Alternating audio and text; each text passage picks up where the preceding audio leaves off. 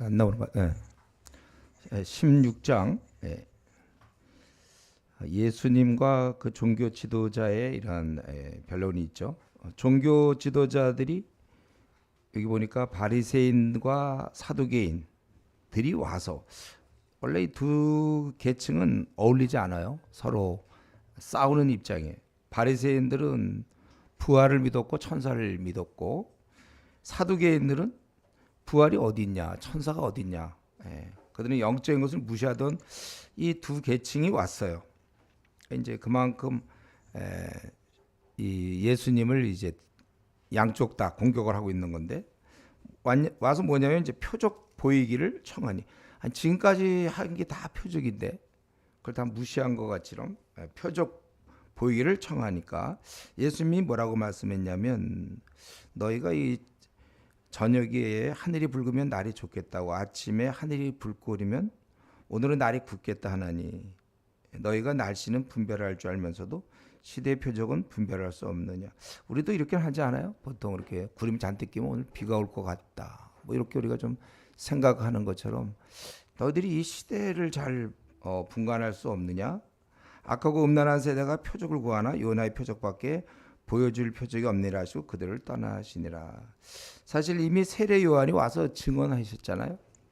그리고 주님께서 오셔서 벌써 5병이요 7병이요 이들을 불쌍히 여기시고 먹이시고 가르치시고 그래서 그런데도 표적을 보여달라고 그래서 요나의 표적밖에 보여줄 표적이 없다. 그리고 떠나셨다는 거예요. 사실 주님이 오서 더 얘기할 수도 있지 않을까요? 근데 이제 떠나셔요. 이렇게 대항하는 자들에게 이게 사실 하나의 형벌이죠. 그럼 이제 이들은 그 다음에 어떻게 되겠어요? 근데 주님 만날 기회가 없는 거예요. 떠나가심이 벌이라는 거예요.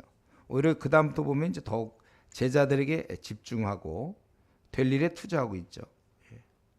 우리 주위에서 보면 이제 미지근한 교인들 있지 않습니까? 근데 그게 굉장히 오래 가요. 보통 미지근한 교인들이 한 번 미지근하고 빨리 한 뭐 3일 있다가 뜨거워지고 이러는 게 아니고 한 번 미지근한 상태가 되면 몇 년 갑니다. 뭐 한 10년도 가고. 왜 이렇게 오래 가죠? 벌이에요, 벌. 그가 미지근한 대가. 하나 주님에 대해서 약간의 거절한 약간 그런 거 아니잖아요. 그런 거잖아요. 미지근한 대가가 생을 헛보내고 있는 것이죠. 네. 그렇기 때문에 우리 가운데 그런 분은 없겠지만 미지근한 자가 있다면 빨리 돌아와야 되고. 그래서 우리가 순례 같은 게 좋은 점이 그거예요. 이제 그렇게 미지근한 자들이 와서 집중적으로 그래서 돌이킬 수가 있는 것이죠. 그래서 우리 주님은 이럴 때 바로 요나 표적, 그리스도를 믿을 수 있는 길, 그게 바로 요나의 표적이다. 요나가 물고기에게 삼켜진 후 3일 뒤에 다시 살아나지 않습니까? 이거예요. 바로 오늘날도 지금 우리 주위에서 신이 있느냐 없느냐 뭐 이런 거 자꾸 따지는 사람들한테 그냥 따지지 마세요. 그거 어떻게 알아요? 신이 있는지 없는지. 역사적 사건, 부활에 대해서 부활이 실제 있었느냐 없었느냐를 꼭 접근하도록 여러분들이 안 믿는 사람 도울 때 자꾸 믿으라고 그러지 마세요. 믿어지나 그게 안 보이는 그분을. 그러니까 실제 사건, 역사적 사건, 기독교의 핵심 부분. 이 부활이 무너지면 기독교는 무너지는 거라고 그랬어요. 고린도전서 15장. 그러니까 우리가 부활을 가지고 꼭 그 사람에게 부활을 전해줘야 돼요. 어떻게든지 기회를 노려서. 그래서 믿든지 말든지 할 것이고 우리 주님께서 시대를 분간하라고 이렇게 말씀하셨는데 사실 그거는 오늘날 우리에게도 해당되는 거예요. 우리도 이 시대를 지금 분별하면서 살고 있는가. 이거 분간이 돼야 내가 어떻게 살다 죽을지가 방향이 정해지는 거죠. 지금 어떻게 되겠어요? 전 세계적으로 볼 때 한때 서구에서 일하던 기독교가 이제 거의 쇠퇴하고 아주 쇠퇴했어요. 타락하고 쇠퇴하고 그리고 그 촛대가 말씀하신 대로 옮겨져서 어떻게 보니까 바로 지금 우리 한국에 이 촛대가 옮겨져 있지 않아요? 한국에. 그건 굉장한 일이에요. 어떻게 우리가 이때 우리 한국 사람으로 태어난지 모르겠어요. 그래서 우리나라에 지금 큰 부흥이 있다가 지금 또 어떻게 됐습니까? 점점 쇠퇴하고 있죠. 큰 부흥이 있었는데 우리나라도 쇠퇴하고 있단 말이에요. 그래서 지금 많은 사람들이 세속의 물결에서 교인이라고 해도 깨어있지 못하고 그냥 휩쓸려가는 사람 많고, 사회적으로 보면 지금 뭐예요? 동성애, 마약, 성적인 문란, 그리고 가정 해체, 이게 지금 막 이루어지고 있잖아요. 그리고 우리 기존 교인들은 어떻습니까? 한마디로 딱 얘기한다면 기존 교인들을 여러분들이 바라볼 때 여러분 자신의 경험을 통해서도 그렇고, 한마디로 지금 영적 기갈이잖아요. 성경 66권 주어져 봤자 얼마를 알아요? 거의 성경을 몰라요. 성경 뭐 우리 성도들 중에는 한 뭐 5번도 뭐 이게 그러니까 아니 한 번도 통독 못한 사람도 있어요. 실제로 있습니다. 그러니까 뭐 아니 이거를 그러니까 뭘 알겠어요. 영적 기갈이요, 굶주림이라는 것이죠. 이런 가운데 이제 다음 세대만이라도 좀 소망이 있는가 미래? 아니요. 청소년들이 심히 많이 줄어들어 있었고 지금 주일학교가 절반 이상 벌써 없어졌어요, 우리나라에. 청년들이 교회를 많이 떠났고, 그리고 대표적인 게 우리 대학 선교단체, 한때 부흥하던 선교단체, 한때 우리 전성기였댔는데, 근데 뭐 옛날에 UBF 고대 같은 데 보면 UBF가 500명 있었어요. 지금 다 어디 간지 없었죠. 내비게이터, 이전에 서울대에서 내비게이터 한번 신입생 들어왔다면 1000명이 깔려가지고 1000명이 막 전도하던 내비게이터 지금 다 어디 갔는지 없었어. 다 선교단체, 우리 IBF 7,500명이었는데 지금 이제 몇백 명 남아 있고 아주 급격한 몰락. 이 말은 뭐냐면 우리도 이제 서양처럼 된다. 그 말이 무슨 말이에요? 앞으로 우리 한국 교회도 20년, 30년 뒤에는 이제 노인 중심으로 교회가 운영될 것이다. 제가 영국에 있을 때 보면 정말 성도들이 보면 젊은 사람이 없어. 젊은 사람들이 교회가 텅텅 비고 그저 할머니 할아버지만 오고 이제 부활절하고 크리스마스 때 꽉 차요. 그때 젊은 사람들이 나타나. 이제 우리가 그렇게 되고, 그리고 이런 증상은 또 여기에 또 보탠 게 최근에 신학대학원의 미달. 그동안 뭐 총신 신대원이다. 그럴 때 보통 한 5대1, 4대1, 5대1 됐어. 그때 학생 선교단체 출신들이 많이 갔거든. 간사도 가고 학생들도 가고. 한 5대1 정도 됐는데 지금은 이제 미달. 여러분 혹시 원하면 그냥 들어가요. 그냥 합격. 미달이에요, 미달. 기회가 왔어요. 그래서 이제 이 촛대가 한국은 이제 슬슬 옮겨졌거나 옮겨지는 중이라고 봐야 돼. 우리는 시대를 분간해야죠. 그럼 이 촛대는 다음에 어디로 가고 있는가? 이게 명확히 보인 게 바로 중국이잖아요. 멀리 갔으면 참 우리 바쁜데 그거에 찾아가서 뭐 좀 하려기 바쁜데 바로 옆으로 가서 중국으로. 중국에 지금 공식적으로 한 7천만에서 1억 정도 그리스도인이 있어요. 어느새 그렇게 탄압 속에 생긴지 모르고 지금 시진핑이 이제 이렇게 괴롭히고 있지만 그 뭐 천년 만년 할 겁니까? 이제 시진핑 물러나고 그 다음에 어떻게 될지 모르겠고 이미 믿은 사람들이 이제 움직이고 있다. 다만 중국으로 옮겨지긴 옮겨졌는데 제가 살펴본 바로는 중국으로 옮겨졌지만 말씀을 모르는 건 여전해. 중국 사람들도 공산주의 그때 탄압 속에서 성경도 없었고 지금은 이제 성경들을 갖고 있지만 그때는 없었고 성경을 그렇게 몰라요. 그러니까 우리나라 사람들이 모르는 것처럼 그걸 이어받았어요. 중국도. 성경 진짜 몰라.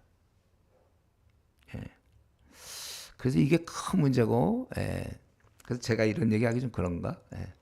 제 소망이 그거잖아요. 제가 그동안 열심히 만든 66권 이거 이 강의 설교 이게 이제 앞으로 중국어로 중국에 있는 사람들에게 영의 양식이 되기를 바라고 이제 구글 같은 데 열심히 번역기 돌리고 있으니까 이렇게 더 정교하게 되면 애들이 우리가 안 해도 그거를 이제 듣고 성경 공부할 수 있지 않을까. 제가 한번 중국 가서 신학교 가서 거기 지도자들이 뭐 100명 뭐 그렇게 모였나요? 가서 며칠 동안 이제 로마서를 강의한 적이 있는데 이거 하면 통역하니까 제가 지쳐서 못 하겠더라고. 그때 내가 루마티스 걸린 거예요. 그때 아주 힘들고 밥 제대로 못 먹고 춥고 그러다가 이제 병 걸렸는데 이제 그럴 것도 없어요. 통역할 것도 없이 그냥 그 구글 번역기가 착 나와주면 뭐 구글이든 어디든 나와주면 될 것 같은데 어쨌든 여러분들이 위해서 제가 이 한국에서는 이제 조금만 더 살고 빨리 중국으로 가는 게 맞다. 저는 그렇게 봐요. 왜냐하면 주님이 일하시는 곳에 우리도 따라가서 일해야지. 이제 한국엔 아직 뭐 이렇게 흘러가니까 뭐 우리가 물론 노력을 할까 있는 동안은. 그러나 이제 빨리 저 중국 가서 14억, 15억을 가서 건드려야 될 거고, 또 중국 옆에 17개 나라가 붙어 있거든요. 우리나라도 붙어 있는 거고 일본도 붙어 있는 집. 17개 나라. 엄청난 영향이고 바로 밑에 또 라싸 밑에 인도 15억이 또 붙어 있잖아요. 그러니까 중국을 통해서 그냥 바로 내려가면 돼. 동아시아의 불교 한 5억의 불교인들을 해서 내려갈 수 있고, 인도의 11억의 힌두교인들. 이 중국은 내가 그 중국어를 못하는 게 참 한이. 영어를 못하는 것도 한이지만 중국어를 못해. 참. 우리 그래서 우리 형제자매들은 기회 될 때 한 중국에 6개월 정도 우리가 목표를 잡아서 학생들 같은 경우 또는 뭐 직장인도 휴가를 어떻게 휴직을 하든지 해서 한 6개월 정도 중국어를 배워 갖고 오세요. 어차피 그거는 취직하기를 원해도 사실 중국어를 해야 돼요. 요즘은 중국 시대가 됐어요. 어쩔 수 없어. 그건 워낙 많아. 땅덩이도 넓고. 그렇기 때문에 한국말만 쓰고 죽으려고 생각하지 마세요. 여러분들 중국어 다 하시고 영어도 물론 해야 되지만 중국어 하셔야 돼요. 이 싸움을 하셔야 돼요. 앞으로 사업할 계획이 있으면 중국 같은 데 가서 하시든지 하여튼 중국을 우리가 흔들어 놓고 하나님 붙여놨어요. 그거 딱. 나중에 저 중국시도 이제 붙으면 보세요. 우리나라가 딱 어떻게 붙어 있어가지고 우리 가까워서 좋아요. 북경 베이징 1시간 뭐 반이면 가요. 그냥. 감동이 안 돼요. 1시간 반 이렇게 가까이. 제가 이번에 미국 갔을 때 14시간 거기서 또 비행기 타. 뭐 우리가 브라질 선교하겠다 그러지 마세요. 너무 멀어. 멕시코. 미국 가서 하고 거기서 또 10몇 시간 타고 내려가야 되니까. 그건 죽어요. 이거 바로 옆에 가까이 중국도 고맙게도 한자리들이 아니까 최소한 더 가서 굶어 죽지는 않겠더라고. 한자 이렇게 있으니까 좀 써먹을 수도 있고. 지금 우리가 시대를 분간하셔야 돼요. 내 남은 생은 중국이구나. 그건 뭐 이미 운명이라고 얘기했어. 운명적, 숙명론적. 근데 뭐 중국어를 안 한다. 이건 이제 그건 너무 민망한 일이죠. 중국 그리고 중국에서 온 자매들 다 어디 갔어? 해림해지 이런 얘기 안 듣고 어디 갔지? 뜨거워서 마음이 뜨거워서 지금 막 갔나 지금 중국에? 들을 것도 없다. 빨리 가야 되겠다. 그거. 이제 우리 시대를 사실 분간해야 되는데 지금 메시아가 와서 이게 지금 큰 역사 구약에서 그렇게 예언하던 메시아가 와서 지금 역사하는데 이들은 지금 표적 보기를 구하고 있는 이 답답한 현실. 그러면서 이제 제자들에게 5절부터 12절까지 제자들이 건너편 마가단에서 건너편이면 이쪽도 뭐 동쪽이 되겠죠. 건너편으로 가서 그리고 이제 바리새인과 사두개인의 누룩을 주의하라 6절에. 그러니까 제자들이 이 말을 듣고 뭘 하고 있냐면 떡. 제자들의 영적 수준을 알만하죠. 떡 얘기하고 있는 거야. 떡. 우리가 떡 가져와야 되는데. 참 이런 사람이 나중에 어떻게 시대를 움직이는 위대한 지도자들이 되는지 이런 얘기할 때 지금 한판 붙고 예수님이 이들하고 그리고 그들의 교훈을 조심하라 그러면 뭐 그쪽을 연결해야지. 떡이 없다. 그래서 너희들이 어찌 떡이 없음을 논의하느냐. 아직도 깨닫지 못하는 떡이라는 건 그냥 5개라도 5,000명을 먹이고 또 떡 7개라도 4,000명을 지금 그 얘기를 하는 게 아니잖아요. 11절 어찌 내 말한 것이 떡에 관한 아닌 줄을 깨닫지 못하느냐. 오직 바리새인과 사두개인의 누룩을 주의하라. 이미 6절에 말씀하셨어요. 근데 이제 그런 배경 속에서 주의하라 하니 그제서야 제자들이 떡의 누룩이 아니요 바리새인과 사두개인들의 교훈을 삼가라고 말씀하신 줄 깨달으니라. 이 말은 우리에게 위로를 주죠. 이렇게 몰랐어도 이렇게 정말 이렇게 깜깜해도 그들이 이제 얼마 뒤에는 정말 시대를 움직이는 위대한 지도자가 되는 거예요. 우리에게도 그럴 가능성이 있어요. 여러분 지금 내가 성경을 잘 모른다. 또 뭐 준비된 게 없고 깨달음이 둔하다 할지라도 여러분들이 위대한 아주 그런 지도자가 될 수 있다. 그렇기 때문에 나는 안 될 거다. 뭐 이런 확신을 갖는 건 곤란해요. 이런 사람도 됐는데 이런 사람들도. 어쨌든 이러한 사두개인 바리새인과 사두개인들의 누룩 그 교훈을 삼가야 된다. 우리는 그 당시에는 정말 제가 생각할 때 바리새인과 사두개인이 거의 유대인들 그 당시 사람들을 이스라엘 백성들을 거의 그 생을 장악하고 있었어요. 그 가르침 대부분 다 그 가르침을 배웠고 그 가르침에 맞게 생활하고 있었다면 유대교회들 보면은. 예.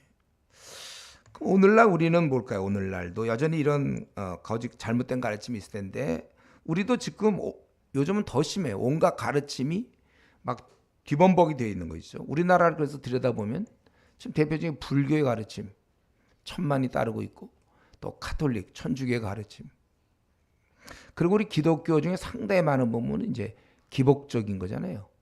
기복적인 신앙 예수님 믿으면 뭐가 잘 되는 거. 그래서 그러다 고난 받으면 이제 막 회의하잖아요. 왜 하필 나에게 이런 고난이 뭐 이러면서 이제 하나님 살아 계시는가 뭐 이런 거. 그게 왜냐하면 기복적인 신앙. 그래서 자기가 신앙생활 잘하면 왠지 직장도 취직 잘 될 것 같고 승진도 잘 될 것 같고 결혼도 뭐 빨리 갈 것 같고 또 아기 낳으면 애가 건강할 것 같고 뭐 우리 집안은 왠지 다 평안해야 될 것 같고 나는 암에 안 걸려야 될 것 같고 이런 게 이제 다 기복적인 거죠. 이런 신앙이 지금 굉장히 많아요. 여의도 그 순복음교회가 대표적이잖아요. 그들 맨날 병 고치고 삼박자 구원 내 영혼이 잘된 같이 육신이 건강하고 모든 게 형통한다. 뭐 이런 그걸로 사람들이 그렇게 많이 모여서 한때 많이 모일 땐 70만이 모이고 막 그랬잖아요. 지금은 그 정도는 안 될 텐데 우리는 지금 이런 상황 속에서 진리의 말씀을 옳게 분별하여 부끄러울 것이 인정된 자로 하나님께 자신 드리기 힘써라. 디모데후서 2장 15절. 우리가 주님의 일꾼이 되기 전에 진리의 말씀을 옳게 분별하는 일이 필요해요. 분별해야 돼. 그러니까 자기가 좋아하는 이론에 따르지 말고 성경 말씀에 따라야 되는 것입니다. 또 이러한 영적인 불교, 가톨릭, 뭐 이단, 기복적인 기독교 이거 말고도 세상에 지금 잘못된 가치관 우리 많이 영향을 받고 있잖아요. 대표적인 게 뭐예요? 출세. 예, 세상에서 인정받는 거. 우리가 그리스도인인데도 불구하고 이제 그런 요즘 보면 이제 뭐든지 자기가 원하면 해라.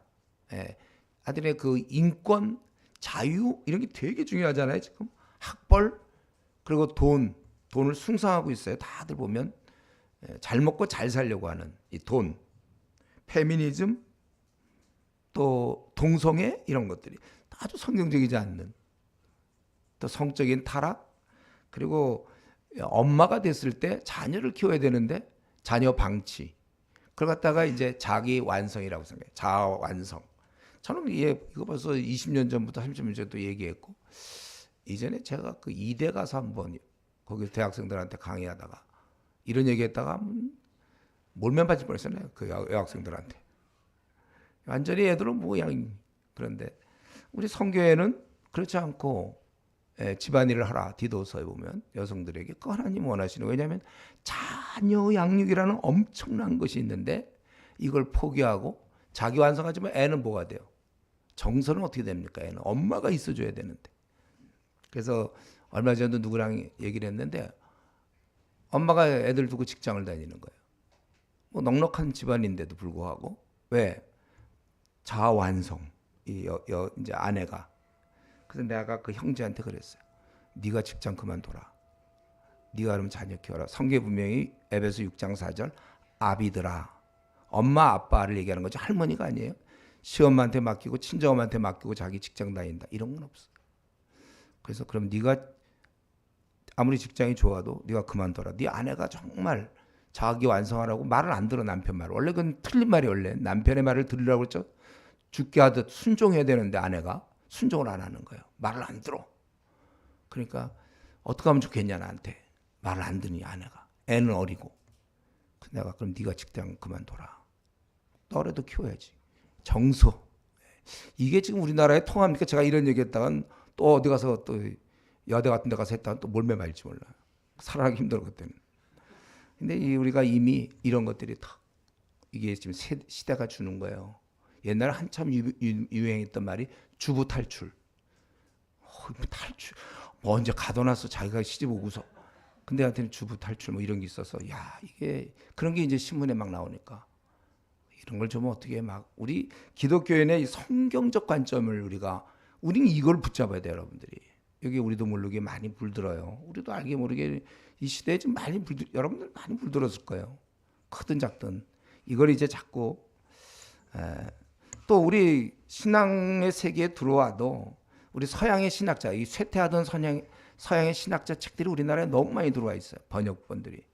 그러니까 여러분 그런 책들 읽는 거 좀 조심하셔야 돼요. 거기 보면 그 머릿속에 그런 생각들이 많아요. 그러니까 헌신이 없는 신앙생활을 많이 강조해요. 공동체 중심, 헌신이 없는 신앙생활. 대표적인 거 예를 들면 모든 영역이 다 하나님의 것이다. 그 말 좋은 말이잖아요. 너희가 먹든지 마시든지 무엇을 하든지 다 하나님의 영광을 위해 살아. 우리는 그런 자세를 가져야 돼요. 근데 이게 마치 우리의 사명인 양. 영광을 돌리면 된다. 이거 우리의 사명인 양. 그게 아니라 우리는 그렇게 영광을 돌리면서 우리가 살아야 할 모습은 제자를 삼아야죠. 이게 우리의 사명이잖아요. 제자 삼는 거. 그래서 전도도 우리 서양인들 제가 만나보면 항상 우정전도 이게 되게 많이 해요. 우정전도. 전도가 꼭 뭐 그래야 됩니까? 우정전도. 그냥 내가 관계를 잘해서 관계전도. 그런 건 기본이고 우리는 노방전도래. 성경에 어디 우정전도가 어디 나와요? 성경에 전체적으로 보면. 노방전도밖에 없잖아요. 성경은. 우정전도가 어디 있습니까? 그런 자세는 좋아요. 우리가. 관계를 잘해보려는. 그러나 결국 복음을 전해야 돼요. 제가 우리 서양 그 성도들을 혹은 뭐 교육자들하고 좀 논쟁을 할 때 보면 이거 얘기 많이 해요. 자기들은 우정전도다. 근데 가만히 보면 이제 비겁한 거예요. 무시 안 당하려고. 그걸 할 줄도 모르고. 근데 노방전도를 해야 우리의 영성이 살아있는 거고. 영성이 살아. 그래서 우리 주님이 그렇게 말씀하신 거예요. 또 우리가 지금은 이제 주님의 일 좀 하자 그러면 부르심을 생각해. 아직 주님이 나를 부르지 않은 것처럼. 여러분 우리가 주님의 일이라는 것은 특별히 뭐 음성을 듣는 구약의 방법이 아니잖아요. 음성을 들어서 너를 내가 쓰겠다 뭐 이런 뭐 이사야 같이는 막 그런 음성을 들어야 일을 하려고 그래. 그게 아니 지금 바뀌었잖아요. 신약에는 뭐죠? 자기가 깨닫고 주께서 기뻐하시는 의의 무기로 드려라. 네가 해라. 네가 하고 말 말어. 그건 본인의 결정이에요. 저는 그래서 26살에 결정을 한 거잖아요. 내가 물론 뭐 여러 가지 모양으로 살 수 있지만 내가 나를 드리겠다. 사역자로. 그렇게 이제 마음을 정한 거잖아요. 근데 서양에서는 이런 얘기 잘 안 해요. 아직도 그러게 하고 뭐 선교나 사회 봉사나 다 마찬가지. 구제나 뭐 선교나 다 마찬가지 아니냐. 또 교단의 선교사. 그가 교단에서 가르치는 것이나 밀림지역에서 선교하는 거나 뭐가 다르냐. 다 하나님의 영광을 위해서 하는데 굉장히 그럴듯하잖아요. 그 말이. 근데 전혀 다른 거예요. 한쪽은 완전히 자기를 희생하고 언제 죽을지도 모르는 거와 교단에서 가르치는 거, 교수하는 거 그게 어떻게 선교사와 똑같습니까? 그래요? 정말 똑같아요. 그게. 주님께 영광을 돌리는 삶을 살아야 된다는 건 다 똑같지만 그게 어떻게 똑같을 수가 있습니까? 대통령이랑 구급 공무원이랑 똑같아요. 뭐가? 국가를 위해서 산다는 면에서 똑같죠. 그러나 그 중요성과 그건 굉장히 많이 차이 나는 거예요. 같은 군인이라도 카투사와 군대 생활한 거죠. 카투사 아니면 병명 뭐지 그거? 한 달짜리 뭐야 그거? 병특이나 저 특공부대 있잖아요. 그런 데 가서 그냥 뭐 UDT인가 가서 막 목숨 걸고 막 그러고 북한 들어오면 바로 들어가고 막 그렇게 그냥 옛날에 우리 3년 할 때 3년 내내 훈련받은 사람하고 병특이랑 그래도 어쨌든 다 군대 생활했다. 물론 이렇게 얘기할 수 있지만 한 대 맞아야지 그럴 때. 그게 어떻게 같아요 그런 게. 이런 것들 또 부부간의 영적 질서. 분명히 남편을 우리는 동등해. 성경은 여러분 고린도전서 했죠? 우리는 다 하나님 앞에서 똑같습니다. 동등하나 질서상 차이가 있단 말이에요. 예? 그래서 지금 구급 공무원 같은 경우 경호 누가 뭐 경호합니까? 그러나 이제 대통령은 경호를 하잖아요. 중요한 인물인 것처럼. 질서상 그 사람이 직책이 중요한 거지 사람이 뭐 특별한 사람은 아니에요. 남편과 아내 있을 때 남편이 질서상 하나님이 그냥 정하신 거예요. 그렇게 그의 머리로 여성의 머리로 부모와 자식이 있을 때 부모에게 권위를 그냥 주셨어요. 하나님이 자녀를 키울 수 있는 권위를. 이런 거는 그냥 천부적인 거야. 이런 걸. 이걸 지금 이제 뒤집으려고 그러는 게 너무 많아. 이런 면에서 동등은 아닙니다. 이건 질서상 그렇다는 거예요. 그러니까 이런 많은 얘기가 앞으로 더 나올 거예요. 더 이제 점점 많이 나올 거라고 저는 생각하는데 우리에게 있어서 궁극적인 질문은 이것입니다. 그렇게 멋있는 말, 그럴듯한 말이 성경에 어디를 근거하고 있느냐. 이게 이제 여러분의 마지막 질문이 돼요. 어떠한 얘기든 저도 그러니까 늘 많은 사람과 만나서 논쟁을 할 때 말은 그 말만 들으면 너무 말이 맞아요. 굉장히 좋은 말이에요. 그거는 저는 인본주의 우리는 모두가 다 자기중심적으로 돼 있기 태어날 때부터 우리 인간에게 딱 맞는 말이에요. 그 말이. 그런데 그때라도 그 순간에 한 번 더 생각하세요. 근데 그거는 성경에 근거가 있는가? 딱 이 질문. 근거가 있는가? 우리는 이 성경에 확실한 지지를 받는 논리를 갖고 있어야 됩니다. 아무리 그럴듯하고 내 마음에 맞는다 해도 또 대다수가 아니 거의 전부가 그렇게 따라가도 우리는 아주 고집스러워야 돼. 이러면서 여러분들 아주 고집스러우세요? 그것이 성경에 어디 있는가? 성경의 가르침이 그건가? 그렇지 않으면 많은 경우는 논리적 합리성의 근거를 두고 그러고 주장하는 것입니다. 우리는 주님의 경고대로 그걸 조심하셔야 돼요. 그러니까 우리가 이 인본주의적 나도 모르게 우리는 원래 그냥 인간들이니까 우리 인간적인 생각이 저절로 가만 놔두면 저절로 도는데 우리가 이것을 이길 수 있는 것은 오직 신구약 66권 하나님 주신 이 계시의 말씀 이걸로 우리가 무장될 때 이것은 신본주의라고 그래요. 우리는 인본주의에 많이 물들어 있고 이게 굉장히 정당하고 여러분들이 지금까지 학교 교육은 이렇게 받은 거예요. 또 사회 교육도 알게 모르게 이렇게 받는 거고 뭐 TV를 보거나 뭘 봐도 다 이런 식의 인본 교육으로 돼 있단 말이에요. 이거와 싸울 수 있는 것은 하늘에 주신 신본 교육, 신구약 66권의 정통. 그래서 이게 말씀의 것, 하나님 말씀을 가지라. 성령의 것, 곧 하나님 말씀을 가지라는 게 바로 이거예요. 이걸 가지고 이걸 싸워야 돼. 저는 평생 이 싸움을 한 거예요. 아무리 좋은 의견이라도 성경에 근거가 있는가. 근데 이제 서양의 학자들이 쓴 책들이 인본주의적인 관점의 책들이 많아요. 그래서 제가 별로 그런 책을 좀 좋아하는 편이 아니에요. 누가 뭐 좋다 그래도 읽어봐야 별거 없고 그냥 인본주의 책에서 또 하나 더 나왔구나. 성경과 적당히 타협해갖고 여러분들은 빨리 성경적 사고관을 여러분들이 딱 형성할 수 있다.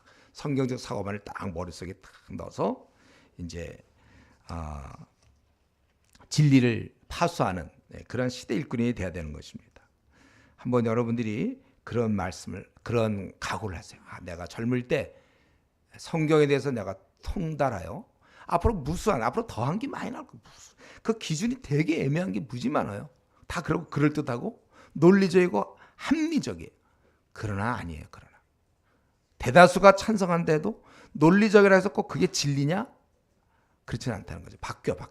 그러나 이 바뀌지 않는 말씀, 신본주의 우리가 꽉 붙잡아야 되는 것입니다. 그래서 주님이 조심하라 이렇게 얘기한 거는 이런 가르침에 우리가 빠져들 수 있기 때문에 그렇습니다. 그리고 예수님께서 이제 제자들에게 13절부터 28절 이제 끝날 때까지 예수님과 제자들이 이제 좀 대화하는데 제자들이 이제 너희들은 예수님께서 빌립보 가이사랴 지방에 이르러 제자들에게 물으시되 사람들이 인자를 누구라 하느냐. 특별히 이 빌립보 가이사랴는 아주 지역적인 특성이 있어요. 그건 로마 황제를 가이사를 기념한 곳입니다. 그런 곳에서 이제 인자를 누구라 하느냐 이렇게 물어봤어요. 왜냐하면 이 바리새인과 사두개인들이 와갖고 인정하지 않는 걸 보면서, 그러니까 제자들이 얘기하기를 세례요한이라고 합니다. 어떤 사람이 엘리야라고 합니다. 어떤 사람이 에레미야나 선지자 중에 하나라고 합니다. 근데 가만 보면요, 제자들이 좋은 것만 얘기하죠. 원래 그렇지 않고 귀신 들렸다는 사람도 있었거든. 또 미친 자라고 그런 건 그 얘기는 그래도 안 해. 의리가 있어. 그래도 주님 앞에서 이럽니다. 근데 꽤 좋은 얘기를 한 거잖아요. 근데 사실 이거는 주님에 대한 평가절하가 되는 거야. 이게 아니잖아요. 그럼 너희는 그러면 나를 누구라 하느냐? 참 이럴 때 이제 참 베드로가 일생 이 말 때문에 정말 그의 가치가 올라가는데 어떻게 이런 말을 그때 했는지 모르지만 베드로가 뭐라고 그랬냐면 주는 그리스도시오. 이 그리스도라는 뜻 여러분 알아요? 그리스도라는 뜻? 그리스도라는 것은 기름 부은 자라는 뜻이에요. 기름 부은 자. 즉 이 메시아 있잖아요. 메시아. 이게 원래 구약이거든. 구약 히브리어인데 메시아에 대한 헬라어로 바꾼 게 바로 그리스도예요. 그리스도.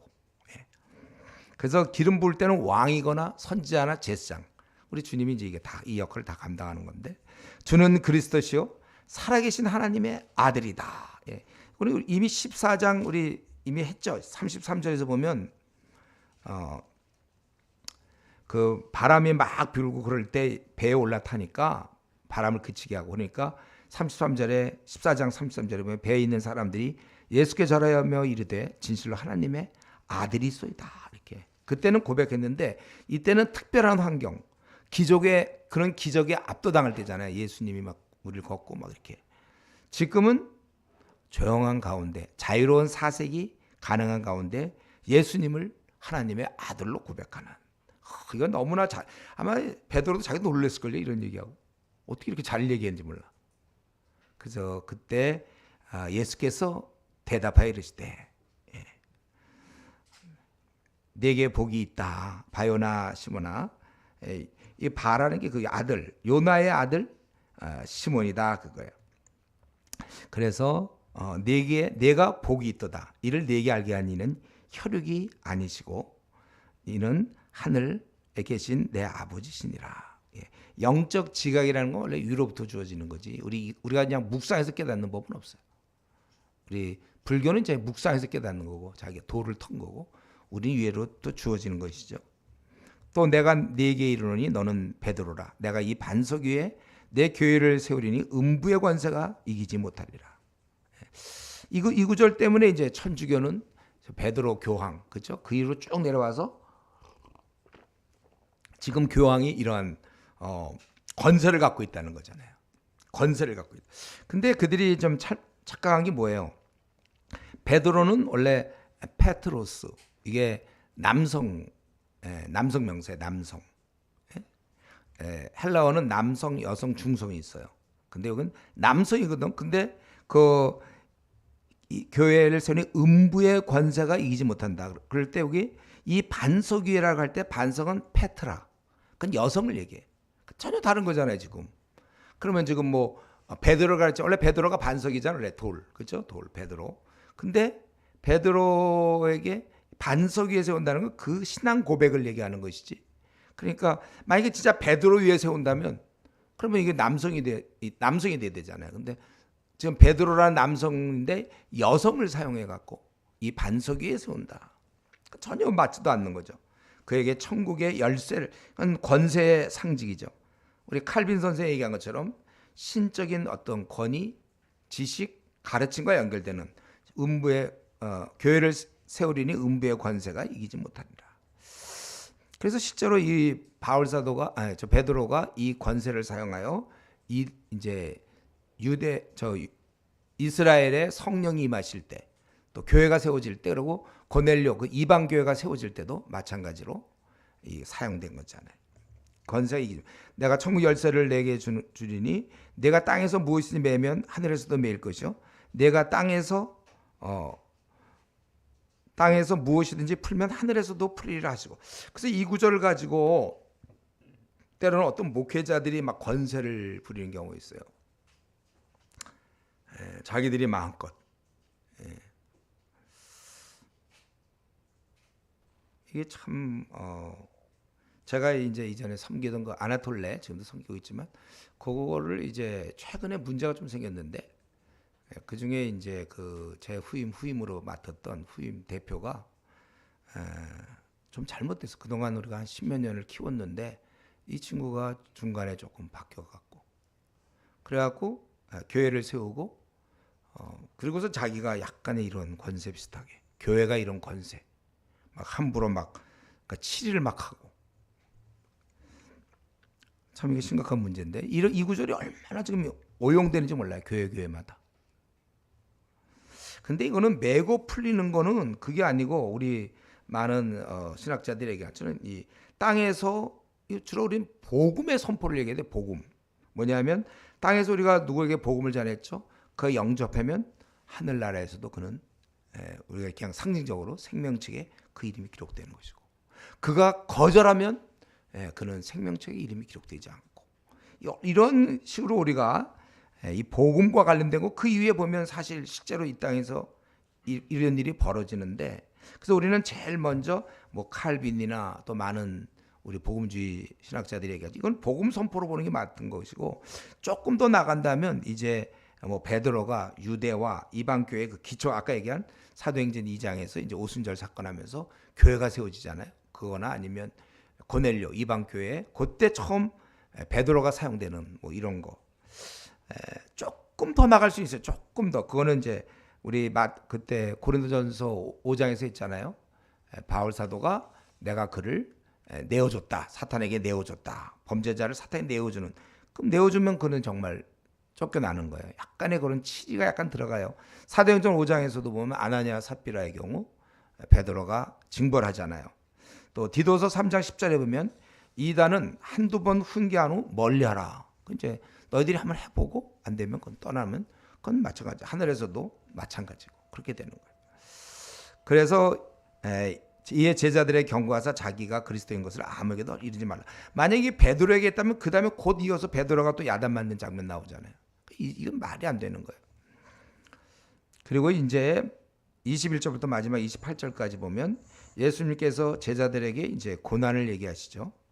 메시아를 고백했기 때문에 메시아가 무슨 일을 하느냐. 21절 바로 이때로부터 예수 그리스도께서 자기가 예루살렘에 올라가 장로들과 대제사장과 서기관들에게 많은 고난을 받고 죽임을 당하고 제3일에 살아나야 할 것을 제자들에게 비로소 나타내시니,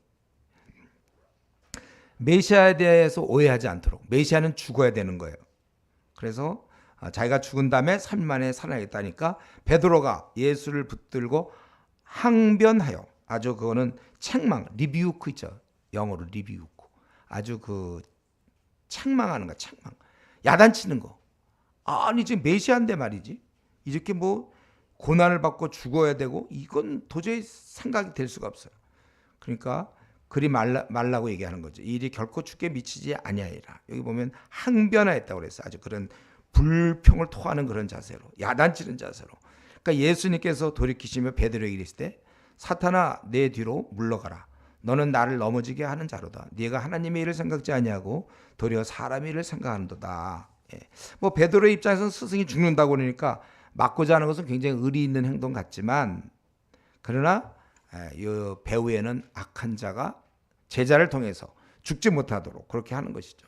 그러니까 베드로는 인류의 구원 역사, 메시아를 통한 구원 역사는 몰랐던 것입니다.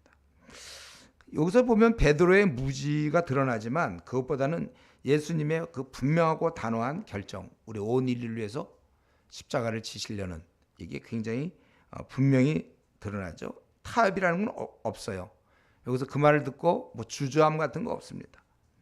분명히. 그러면서 이제 24절부터 아주 유명한 말씀이잖아요. 제자들에게 이르시되, 이런 상황에서 제자들에게 분명히 말씀하신 것은 나를 따라오려면, 24절에 누구든지 나를 따라오려거든 자기를 부인하고 자기 십자가를 지고 나를 따를 것이니라.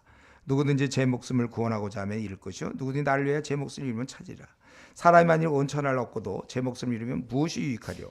사람이 무엇을 주고 제 목숨과 바꾸겠느냐. 이렇게. 그래서 나를 따르려면 너희들이 자기를 부인하고 또 자기 십자가를 지고 나를 따를 것이다.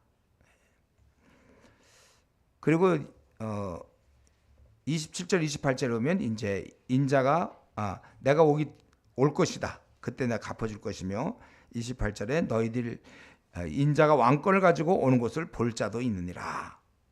그래서 이게 뭔가 그러면 또 죽기 전에 인자가 왕권을 가지고 오는 것을 볼 자도 있느니라.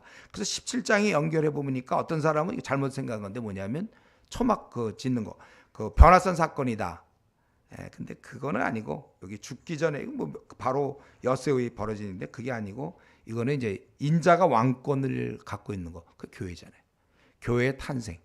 여러분들 이거 잘 아셔야 돼. 이거 28절에 있는 이 말씀은 여기서 있는 사람 중에 죽기 전에 인자가 그 왕권을 가지고 오는 것을 보자.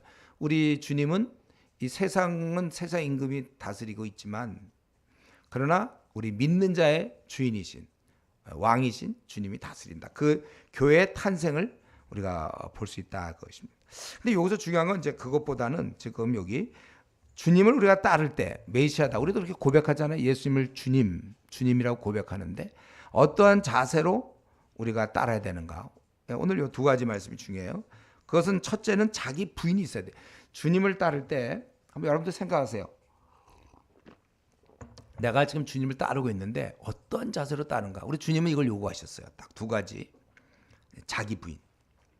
그러니까 내가 원하는 대로 살지 않고 그걸 포기하고 주님을 따른다. 사실 이 말을 우리가 믿을 때부터 들었을걸요. 자기를 부인해라. 근데 왜 아직도 우리는 자기 욕심을 쉽게 버리지 못하는가? 왜 우리는 자기를 아직도 부인하지 못하는가? 그 바로 이제 욕심. 내 안에 욕심이 있어요. 성경에서 얘기하는 육신의 정욕, 안목의 정욕, 생의 자랑. 이게 내 안에 있기 때문에 자기를 부인 못해. 자기가 계속 자기를 살려. 성경은 자기를 부인해라. 나를 따라올 거만, 나를 안 따라올 거 마음대로 해. 뭐 자기를 살려. 그러나 자기를 주님을 따르려면 자기를 부인하라. 그래서 갈라디아서 2장에 있는 것처럼 내가 그리스도와 함께 십자가에 못 박혔다니 그런즉 이제는 내가 사는 것 아니요 오직 내 안에 그리스도께서 사시는 것이라. 또 갈라디아서 5장 24절 그리스도 예수의 사람들은 육체와 함께 그 정욕과 탐심, 우리 그런 욕심 있잖아요. 우리 안에 있는 욕심, 생의 자랑 이런 것들을 십자가에 못 박았느니라. 그러니까 우리가 이 땅에서 세상에서 주는 어떤 명예가 있잖아요. 세상에서 주는 그 알아줌, 사람들의 알아줌이라든가 명예, 어떤 그 부, 세상에서 누릴 수 있는 부, 편안함, 인정받는 것, 이거를 버리는 것, 이게 자기 부인이에요. 이건 누가 스스로 시켜서가 아니고, 누가 시켜서가 아니라 자기가 스스로 결단하는 겁니다. 저도 대학 시절에 사실 이걸 결단을 했어요. 내가 이제 주를 따르겠다. 우리의 심령 주의 것이니 그 찬양 있죠. 많이 불었어요. 내가 그거 부르면서 내 것 가지셔서 나를 그 가사가 처음에 어떻게 되죠? 처음에 십자가를 질 수 있나 주가 물어보실 때 이제 너는 뭐 대답할 수 있냐? 우리의 심령 주의 것이니 당신의 형상 많도소 얼마나 울었는지 몰라. 내 거 아니다 이거지. 그동안 이제 나 자신 내 알아주는 거, 세상에서 알아주는 거, 어떤 성공, 소위 말하는 성공 이런 게 다 이제 땅에 묻히는 순간에서 그때 그리고 내가 이제 다시 태어나겠다. 나를 이렇게 십자가에 못 박는다. 내가 갖고 있는 야망. 지금 우리 그때 우리 그 주은혜 근처에 좀 약간 큰 교회 하나 있는데 그 S 교회 거기에 그 목사가 보니까 야망 때문에 불필요한 거 속이고 인정받으려고 애를 쓰고 야망 같은 거. 우리는 이거예요 바로. 그래서 요런 면에서 아주 가장 좀 본이 되는 거 한번 우리 볼까요? 히브리서 11장. 이전에 제가 다 강의한 거지만 히브리서 11장 24절부터 26절에 이게 바로 이러한 자세를 얘기하는 거예요. 히브리서 제가 갖고 있는 성경 365쪽 히브리서 11장 24, 25, 26절 한번 다 같이 한번 읽겠습니다. 믿음으로 모세는 장성하여 바로의 공주의 아들이라 칭함받기를 거절하고 도리어 하나님 백성과 함께 고난받기를 그리스도를 위하여 받는 수모를 애굽의 모든 보화보다 더 큰 재물로 여겼으니 이는 상 주심을 바라봄이라. 이제 어릴 때 몰랐지만 장성하여 그가 바로의 공주의 아들이라. 그 당시는 이 절대 권력이는 파라오 이게 전체 완전한 권력을 갖고 있는 그것의 로얄 패밀리로서 그게 뭐 먹는 문제, 세상의 인정 뭐 다 누릴 수 있었어요. 온갖 부귀 영화 다 어딜 가도 그는 그냥 호의를 받을 것이며 권세를 부릴 수 있어요. 그 많은 데서 권세를 부릴 수 있는. 근데 그를 거절했다. 우리 뭐 아주 쉽게 우리 그냥 했구나 그러지만 사실 여러분이 지금 갖고 있는 거 생각하세요. 여러분 쥐고 있는 게 있잖아요. 여러분도 제가 그냥 어떤 앞날에 여러분들 쥐고 있는 거 없어요? 그걸 과연 쉽게 놓을 수 있어요? 그걸 거절하고 도리어 하나님의 백성과 함께 고난받기를 잠시 죄악의 낙을 누리는 것보다 더 좋아하고 그리스도를 위해 받는 수모를 애굽의 모든 보화보다 더 큰 재물로. 여기서 그리스도라는 것은 구약에서 그리스도를 종종 이스라엘 백성을 의미할 때가 있어요. 그러니까 이스라엘 위해서 받는 수모를 애굽의 모든 보화보다 더 큰 재물로, 그게 재물이라는 거예요. 믿는 자를 위해서, 자기 동족을 위해서 받는 그런 것들이 물론 하나님 때문에 받는 거겠지만 그것이 자기는 더 큰 재물이다. 이렇게 생각할 수 있는 사람이 얼마나 있을까? 사실 이 모세의 이 결단 때문에 그런 위대한 인물이 됐지, 만약에 이때 결단을 안 하고 그거 줄 수 있는 걸 그냥 누리면서 지냈으면 그는 아주 이방 나라의 아주 괴수죠. 그러니까 이방 나라의 아주 지도자로, 하나님을 대항하는 나라, 세상 나라의 지도자로 남았겠지만, 권력가로 하나님의 나라에서 볼 때는 대적에 불과하고 아무것도 아니죠. 오히려 하나님 나라에서 그는 크게 사용되는 인물이 된 것입니다. 바로 이런 거예요. 우리가 이런 세상의 것들을, 욕심들을 버려야 돼요. 버리는 거. 이거 참 우리가 못 버린단 말이에요. 이걸 버려야 되는데. 그래서 여러분 만약에 100m 달리기 선수들 봤습니까? 100m 뛰는 거. 100m 뛸 때 보면 굉장히 정말 무슨 외투 입고 뛰고 이런 사람 없죠. 군화 신고 외투 입고 막 뛰는 사람 없어. 다 그냥 신발도 초경량 막 이런 거 하고 그냥 그러니까 이런 걸 어떻게 하든지 짐을 두고 주님을 쫓아야 되는데, 달리기 할 때, 100m 달리기 할 때 맞죠. 그러니까 이렇게 생각하면 좋겠어요. 여러분들이 내가 주님을 섬길 때 세상의 인정이 얼마나 나에게 해를 끼치는지, 해악이야 그거는. 내 생에 좀 이렇게 자랑, 이게 나한테 너무 해악을 주는 거예요. 내 명예, 이런 것들.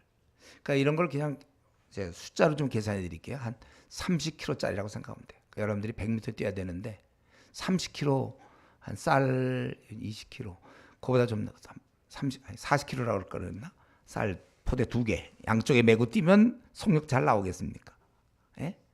워낙 물론 잘 뛰면 되겠지만, 이거 40kg, 결국 내가 주님 섬길 때 생애 자랑을 갖고 있으면 보나마나 그건 안 되죠. 부자 되는 건 한 좋아요. 부자 되는 걸 그러면 한 20kg라고 합시다. 그러니까 부자 되는 것, 그리고 생애 인정받으려고 하는 것, 그러니까 60kg를 쌀 3가마니, 요거 세 부대 보통 슈퍼마켓에서 20kg죠. 3개 뛰는 거. 남들은 그냥 팍 뛰는데 자기는 하나 그러고 20kg 뛰는. 그게 좋겠습니까? 혹시 그렇게 뛰는 사람 봤어요 혹시? 세상 것은 버릴수록 우리가 몸이 가벼워서 유리한 거예요. 그러니까 이런 질문을 여전히 해야 돼. 나는 내 욕심과 자랑에서 벗어나 주님을 쫓는가, 아니면 가지고 주님을 쫓는가?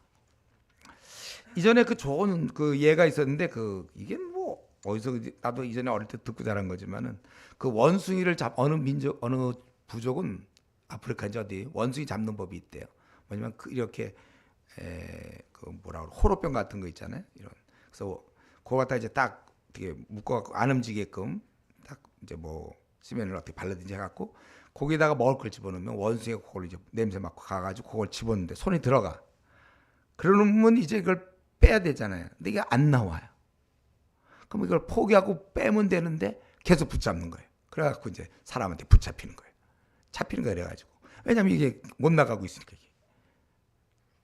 다시 무슨 얘기인지 이 상황을 알겠어요? 호로병 같은 게 이게 딱 어떻게 묶어놔갖고 절대 안 움직이고 그 안에 먹을 것이 있는데 원숭이가 갖고 그걸 꽉 집었어요.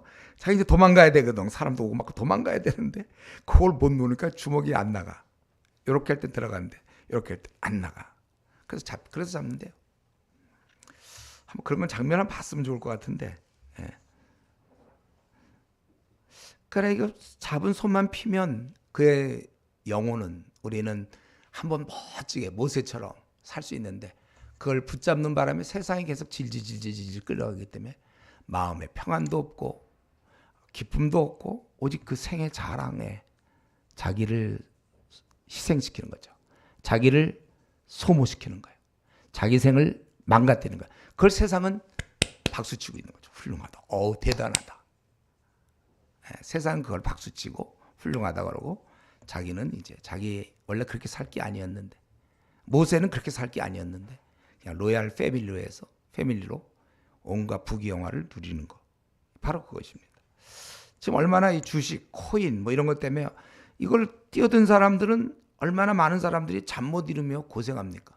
저는 이 주식하는 사람 봤는데 참 잘하는 사람도 물론 있어요. 그냥 묻어놓는 사람이 있고 그거 말고 매번 보는 와, 안 뛰어들었으면 괜찮을 걸 뛰어들어 갖고 잠 못 이루고 고생을 한단 말이에요. 우리는 얼마나 자유롭습니까?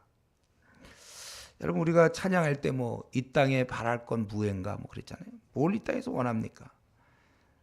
일단 여러분 내려놓으세요. 마음에 원하고 있는 것들. 그리고 우리 야고보서 제가 대학 시절에 사실 이 구절 지난번 야고보서 제가 할 때 설명했죠. 야고보서 우리 그 4장에 있는 한번 보세요 여러분들. 야고보서 4장. 정말 저는 그때 이 구절 이런 구절이 성경에 있는지도 모르고 대학 시절에 제가 세상적으로 많이 힘들어할 때 제가 이 구절 야고보서 4장 13절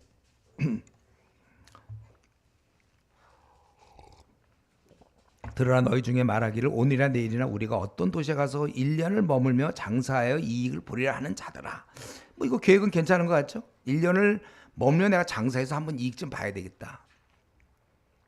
그럴 때 내일을 너희가 알지 못하는도다. 너희 생명이 무엇이냐? 너희는 잠깐 보이다가 없어지는 않겠다. 자기가 뭐 나름대로 이렇게 해보겠다 할 때 중요한 건 15절.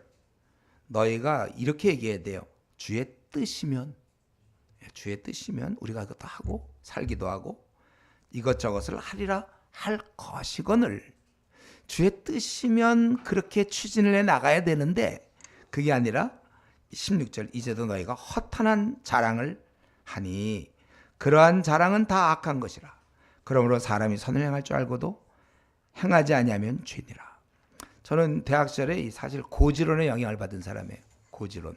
내가 세상적으로 잘 되면 그만큼 더 높은 위치에서 많은 사람이 영향을 줄 수 있지 않느냐. 그래서 이제 막 그런 시험 뭐 이런 거 이제 그걸 딸 때까지는 이제 뭐 좀 주님을 덜 섬기더라도 내가 그걸 이룬 다음에 그때 뭐 하면 되지 않느냐. 막 이제 이런 생각. 그런 거 할 때 중요한 거는 근데 그걸 네가 꼭 얻어야 되느냐. 세상에서 그걸 인정해 주는 거예요. 그걸 네가 꼭 따야 되느냐. 허탄한 자랑 아니냐. 왜 네가 꼭 그것을 따야 되는가? 주의 뜻이 확실한가? 그래서 제가 이전에 교회에서 한번 설교할 때 그런 얘기했죠. 어떤 목사가 제가 목사 되고서 어떤 생각이냐면 내가 한국에서 제일 큰 교회를 목회하겠다. 열정이 아주 불타오르는 사람이에요. 그냥 괜찮죠. 아주 한국에서 내가 큰 교회 아주 제일 큰 교회를 내가 목회하겠다. 그런 생각을 가졌는데 어느 날 깨달았어요. 네가 왜 제일 큰 교회를 목회해야 되느냐. 그러니까 이게 또 주님께 모든 걸 다 버려놨다 그러고 또 그 안에서 또 잡은 거예요. 예, 인정받으려고. 그래서 그 순간 그가 깨닫고 그걸 포기하고 선교사로 떠나서 정말 이름 없이 빚도 없이 이제 그런 우리는 여기서 자기를 부인하라는 말을 여러분 심각하게 들으셔야 돼요. 이건 결국 이것이 주님의 뜻인지 내 뜻인지를 이 구분이 돼요. 지금 여러분 나름대로 다 앞길을 가고 있죠. 나름대로 지금 꿈을 갖고 있죠. 뭔가 하고 있죠, 여러분들. 달려가고 있나요? 근데 그것이 주의 뜻인지 내 뜻인지 그거 확실히 구분할 수 있어야 돼. 그리고 둘째로 여기 보면 자기를 부인하고 자기 십자가를 지고 나를 따르라고 그랬어요. 각자 이 땅에 하나님이 주신 십자가가 있어요. 몫이 있단 말이죠. 이 십자가는 선택하는 거예요. 주어지는 게 아닙니다. 우리가 이런 거 있잖아요. 어떤 부모가 자녀 중에 누가 뭐 지체에 있다든가 장애가 있을 때 제가 내 십자가다 막 그런 게 아니에요. 여기서는 십자가라는 그게 아니라 사명이에요. 사명. 우리 주님의 십자가. 주님은 그 사명이 뭐였습니까? 인류 구원을 위해서 골고다 언덕에서 죽어가는 거예요. 스스로. 이게 십자가죠. 사명. 모세의 사명은 이스라엘 백성, 그게 십자가였어요. 이스라엘 백성을 구출해서 끌고 가는 거. 느헤미야의 십자가는 성전벽 도저히 말도 안 되는 상황에서 결국은 그는 성전벽을 재건하고 엘리야 엘리사는 말을 진짜 안 듣는 이스라엘을 돌이키는 거, 뭐 이런 게 자기 십자가란 말이죠. 우리는 저 여러분의 십자가는 뭔가요? 따로 있나요? 아니요. 저와 여러분의 십자가는 우리 이 십자가를 져야 되는데 우리의 십자가는 뭐죠? 인류 구원이에요. 우리의 십자가는 인류 구원. 모든 족속을 아예 주님이 간편하게 알아서 하지 않고 아예 설명해 줬어요. 가서 모든 족속 제자로 삼어라. 그래서 아주 우리는 편해졌어요. 그냥 딱 얘기해 주셨으니까. 우리의 사명, 우리의 십자가. 우리 죽을 때까지 모든 족속을 제자 삼으면서 주는 겁니다. 여러분, 우리가 이러한 이 두 가지, 자기를 부인하고 십자가를 지고 쫓는다. 근데 제가 이 설교를 하면서 이런 생각이 들어요. 지금 이걸 여러분한테 설명을 해야 되는가, 이거를. 여러분들은 지금 사실은 이 두 가지는 이미 처리한 사람이어야 돼. 이걸 처리해야 돼, 우리가 이제 삶이라는 건, 우리 의사가 된다, 내가 의대를 들어갔다, 의사가 된다는 건 어쩔 수 없이 인턴 레지던트의 강을 건너야 돼요. 그것만 건너고 나서 전문의 따고 난 다음엔 그다음에 뭐 30년이고 40년이고 환자를 볼 수가 있는 거예요. 그 과정을 거쳐서 병원을 차려서 환자를 봐야 되는 거예요. 이거는 반드시 해야 될 일이에요. 우리 그 교사들 뭐예요? 교대하고 그다음에 임용고시를 통과하고서 해야 되잖아요. 그건 건너야 될 강이에요. 우리가 이제 내 생이 한번 제대로 살고 싶고 주님의 내가 일꾼의 삶을 살겠다. 그럴 때 반드시 건너서야 될 것이 바로 이겁니다. 지금 그러니까 이게 앞으로 오늘 목사님 말씀 미래 내보고 하라는 뜻이다. 그렇게 하지 말고 점검으로 생각하세요. 그렇지, 나는 이미 자기 부인이 되었고 십자가를 지고 나는 현재 쫓는 중이다.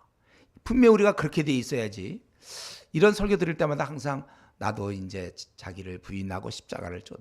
그럼 언제까지 그럴 거예요, 우리는?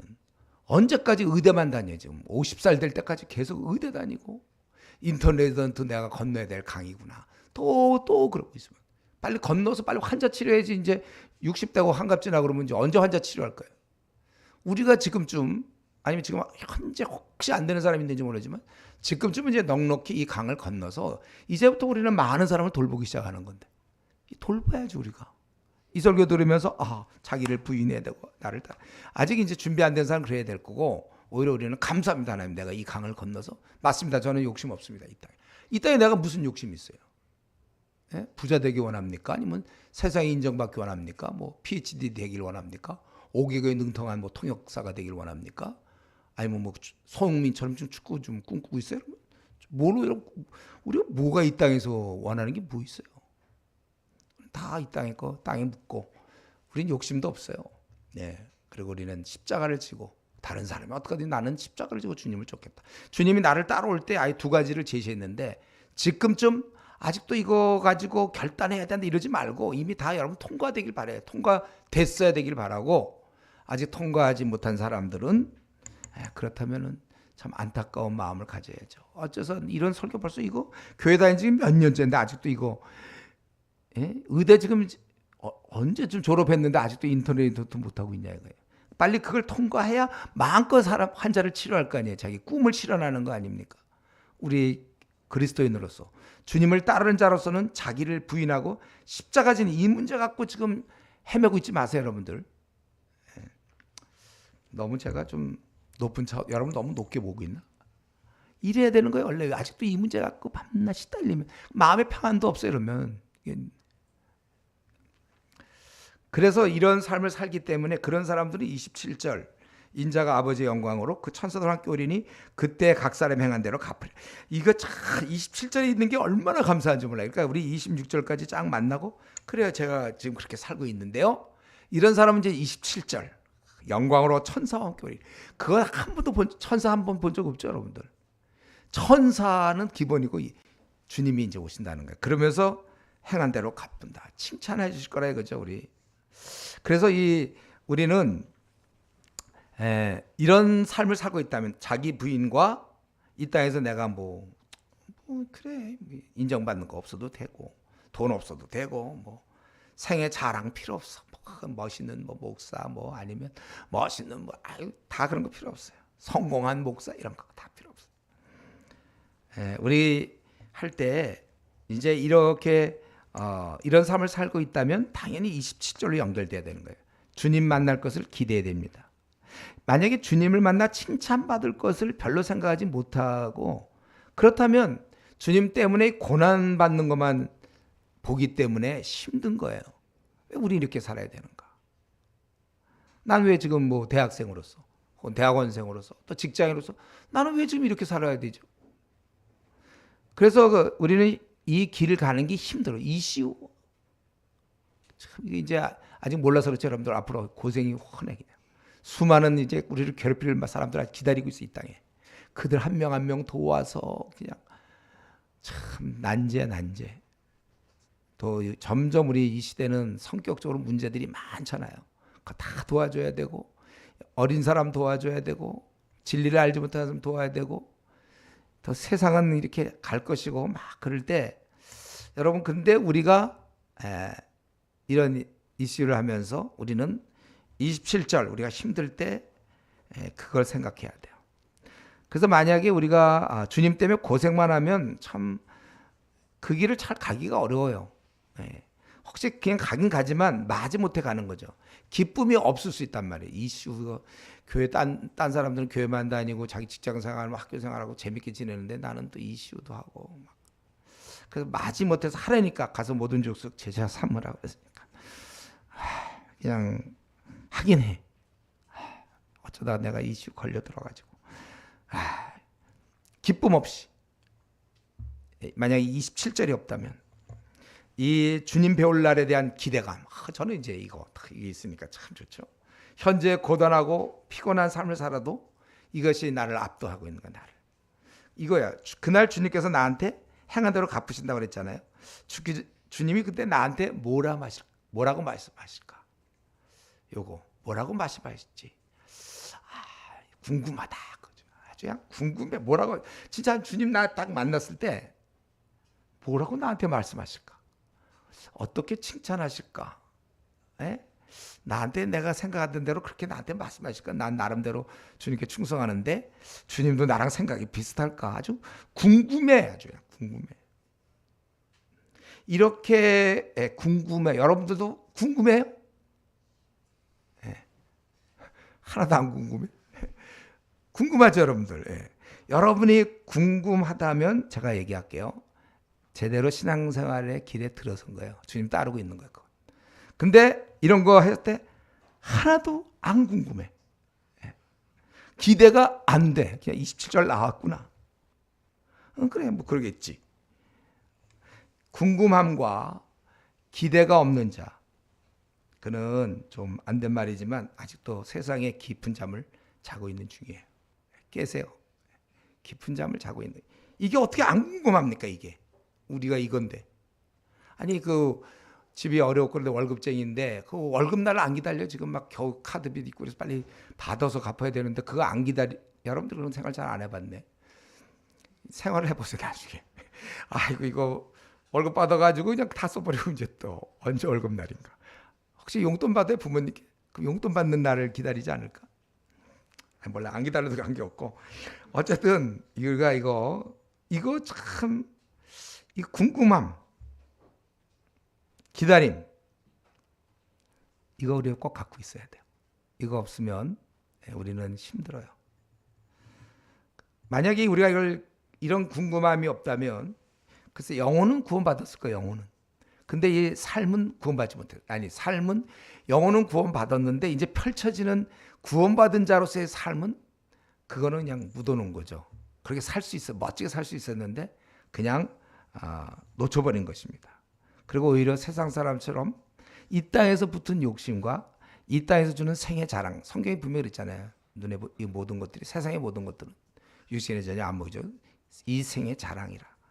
지금 그걸로 치닫고 있는 거예요. 하나님이 마련한 믿는 자, 거듭난 자에게는 이제 거듭난 자의 길이 있어요. 영광스럽고 빛나는 길인데 그거 놔둔 채 거듭났는데 어떻게 다시 일로 들어갔어요. 뭐 돼지가 씻고 다시 가는 거죠.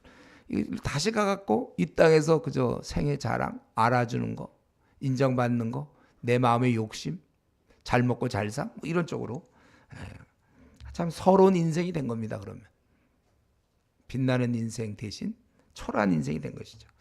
남들은 우리 또 주위 사람들은 그 길을 이제 그 서러운 길을 벗어나서 초라한 길을 벗어나서 인류 구원에 아주 그 고귀하고 빛나는 그런 복된 길을 가고 있는데 자기는 자기 만족이라는 울타리를 벗어나지 못한 채 하루하루 어떻게 보면 정말 억울한 삶을 살고 있는 거죠. 그 삶이 아니라 다른 그 세상 사람들은 다 그렇게 살 수밖에 없어요.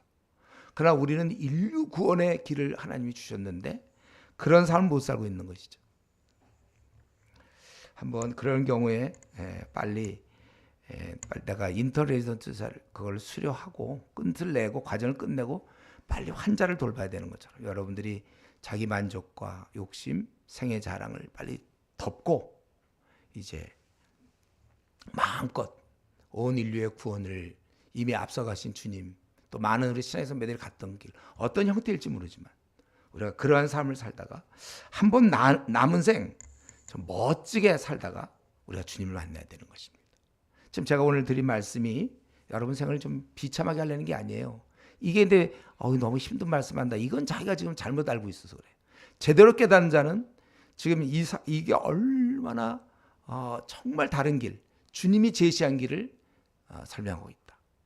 그래서 오히려 우리 목사님은 또 뭐 힘든 얘기 오늘 또 하시는 이게 아니라 고맙습니다 이래야 되는 거예요.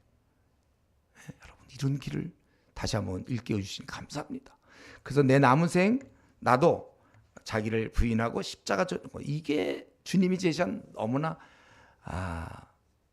정말 반전이죠 반전. 이런 삶 우리에게 이렇게 허락했으니 우리가 이 시간 내가 아직도 자기 만족이라는 욕심이라는 생애 자랑이라는 그러한 그 길, 그 아직도 벗어나지 못하고 그 길을 간다면 주여 나를 건져주십시오. 나의 타는 불못에서 건져주신 것처럼 내 삶에서 이것을 건져주십시오. 그래서 나도 한번 멋지게 이 인류 구원을 위해서 내가 한번 살다가 주님 만나게 해주십시오. 우리 그렇게 기도할 수 있길 바랍니다. 이 시간같이 우리 한번 통솔 기도할 때 뭐 길게 기도할 거 없어요. 여러분들 딱 마음에 한 가지 내가 자기 만족과 유익이라는 것을 벗어날 수 있게. 그래서 이제 빨리 인턴 레지던트 수료하고 이제 남을 위해서 주님처럼 또 우리 신앙의 선배처럼 그 길을 가게 해달라고 우리 같이 한번 통성으로 기도합시다.